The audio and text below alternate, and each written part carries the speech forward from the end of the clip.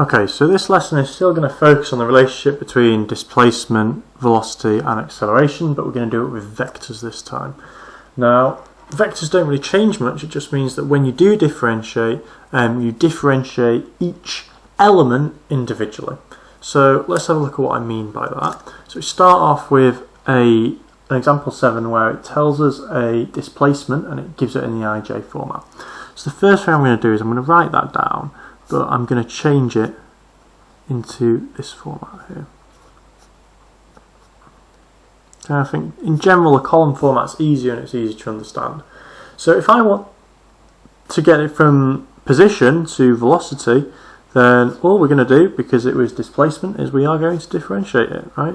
Velocity is the rate of change of displacement.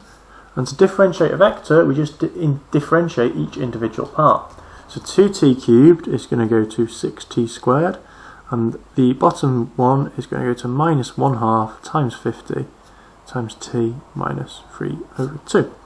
Then we can neaten that up, so it's 6t squared, and it's minus 25t minus 3 over 2. Yep, so again, you just do it individually, each individual element is going to get differentiated, and apart from that, all work the same. Obviously, it gives us a value of t, which we can substitute in, so v is going to be equal to 6 times 4 squared minus 25 times 4 to the minus 3 over 2. Okay, and we can pop that into our calculator and hopefully we should get some answers out of it. Let's have a look. So we get 6 times 4 squared on the top is 96, and on the bottom we are going to have, let's have a look here, we're going to have minus 25 over 8. Okay, so that's the velocity, it's measured in meters per second, but unfortunately the question is not asking for velocity, it's asking for speed. So by now hopefully we're familiar that speed is the magnitude of the velocity. So the speed is the magnitude, and to find the magnitude we use Pythagoras. 96 squared plus minus 25 over 8 all squared, and then we pop that into the calculator and we round it to 3 significant figures. This is 96.1 meters per second. Okay, so anytime we find speed, we find the velocity, and to find the velocity we can still differentiate displacement. We are just going to do it one element at a time. So the i's separately and the j's separately and the other one. Right, that's the speed. Part B asks for the acceleration of p as a vector when t equals 2. So again, if I've now got velocity and I want to find acceleration, all I'm going to do with that acceleration is I am going to differentiate it.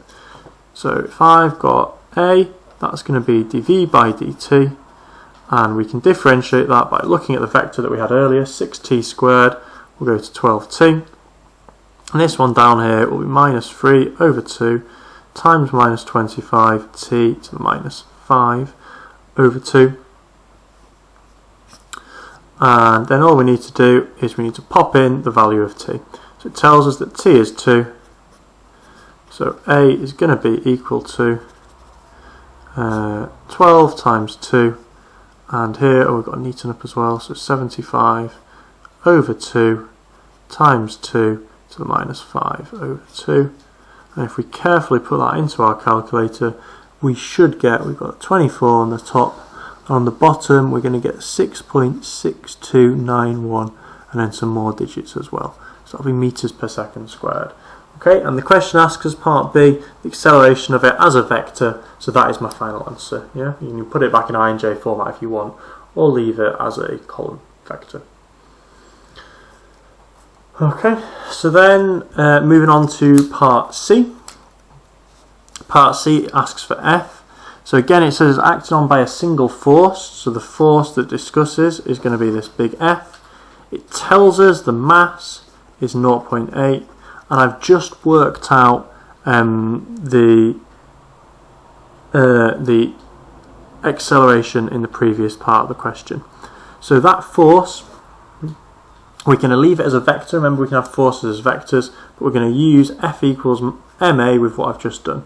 So F equals ma, so this is that the force is going to be equal to 0.8 times 24, 6.6291.